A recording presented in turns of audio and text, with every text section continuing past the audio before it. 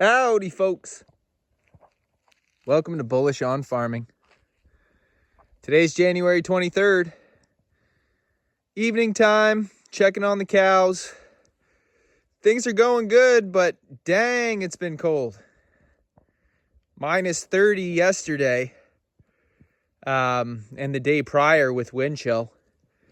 But that's what this bush is for.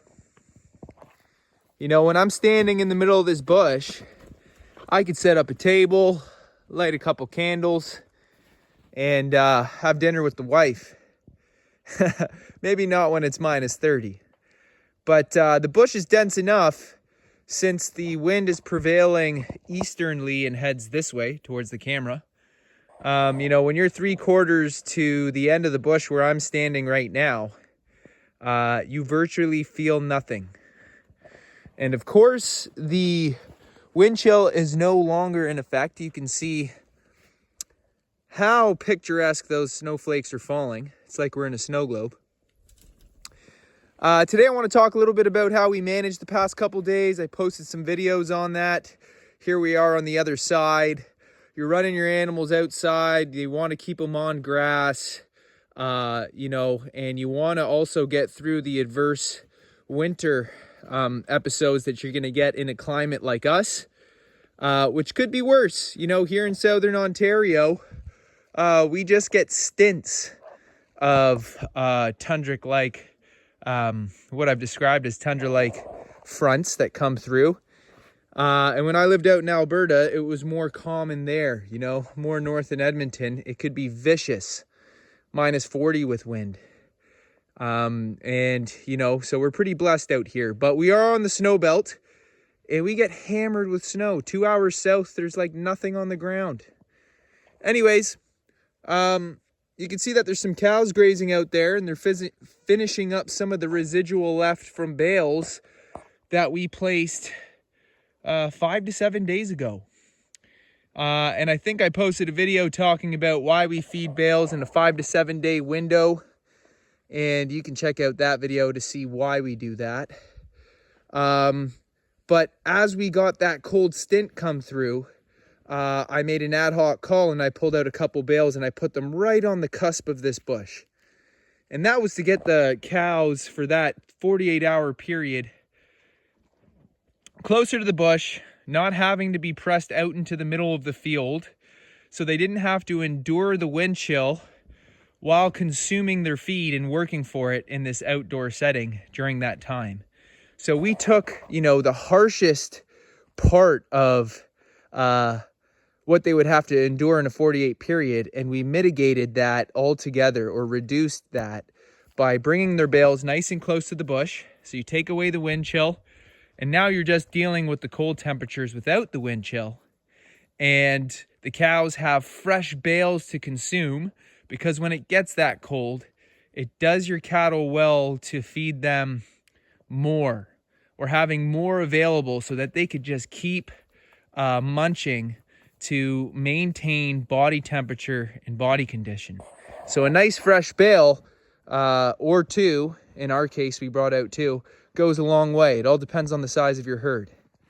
And you can see that the cows, they're all kind of regrouping here in the bush right now. It's not like the wind is too bad, but by making them work for their feed, you can see that calf is on their way back. They're forced to be active and essentially work for their food as they would in a wildlife setting. And so by having those residual bales out there, we still got another 2 days at least of cleaning up before I really want to bring out fresh bales. Because if I bring out fresh bales, what's going to happen? They're going to favor those new bales, and they're not going to pay attention to those. And they're just going to keep getting moist and snowed on, and perhaps used as bedding more so than feed. And we want them to thoroughly consume the bales, because we're not feeding with a bale feeder or a ring feeder. And so we don't want the cows taking any of their feed for granted. We want to leave as least amount of residual as possible. And you can see in this spot here, we have gotten snow.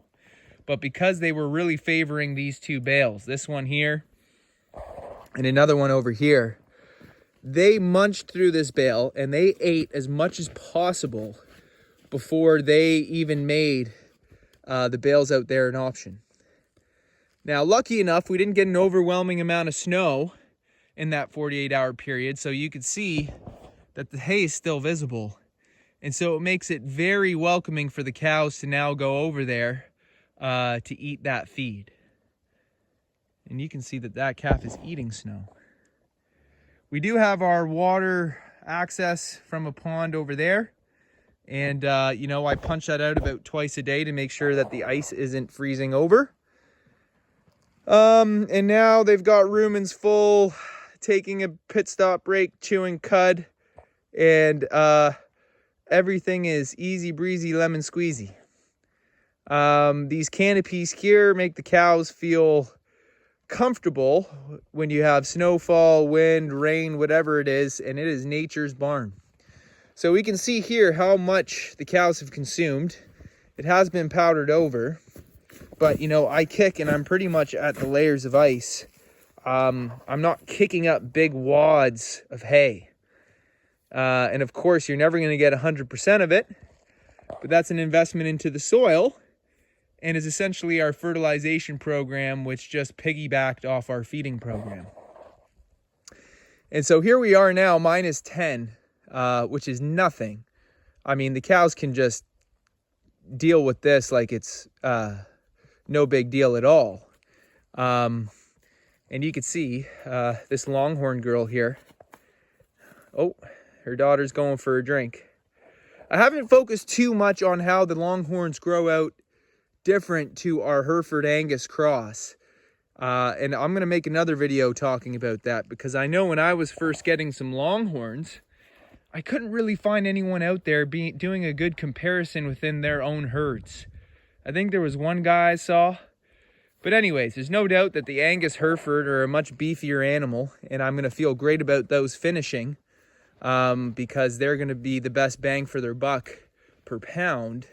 But the longhorn is a lean beef, and it's also an animal that's characteristics are very aligned with our wilder way of raising the animals, keeping them on the land as many days out of the year as possible.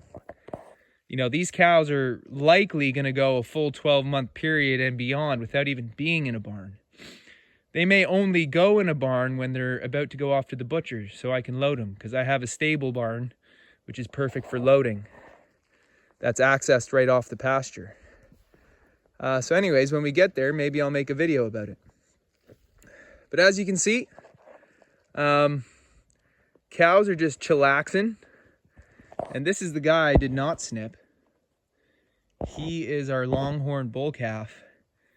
And, you know, he was one of the thicker calves to come out. So he's still, you know, all the calves are still nursing from their mom. And, you know, we let our cows wean their own calves. A lot of people, it depends on your program, but they're concerned, can the mom do it? If you got old girls, they're going to struggle. You know, we have some older girls in here, but not super old. This girl here is probably 8, but at the same, she's probably like 9, actually. Number 10.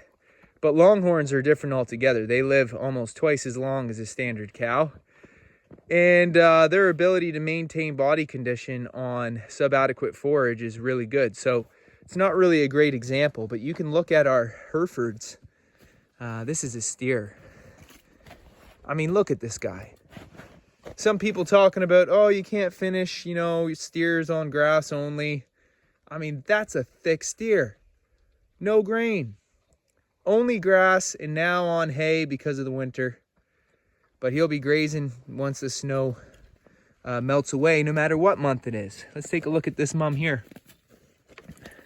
Can I move you, Bubba? So that's a cow. She's got a big old calf on her, actually. And she is in great condition. You know, the calves are probably going to be 7 or 8 months old now, so not that old, because we calve out in spring. But you know, she's going to wean her calf a couple months out before May. And that's going to be perfect, because I find that they embrace their calf much better when they wean their calves and there isn't that much of a gap between weaning a calf and having one. This was a heifer when we bred her. She had her first calf this year. And you know, you might worry about a first timer. Does she have enough milk? Can she wean her calf on her own? Well, they do it in the wild. So if she's getting good conditions, there's no reason why she shouldn't be performing unless, you know, her genetics aren't favorable for a natural lifestyle program. But she looks good to me.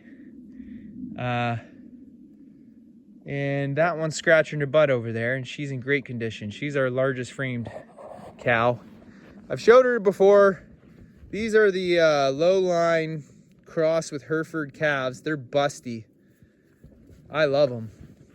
You know, some of them came out smaller framed than others, like this guy. He's super small framed, but he's a balloon. And so that's what I'm talking about, being excited to finish these animals. And finish well. This video's getting long, but I want to show this girl here. This is our largest framed cow. Yeah, she's pretty photogenic, isn't she?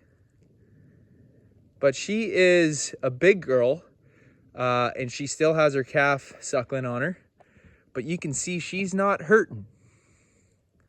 She's doing well. And she lives out here. And all she eats is grass and hay.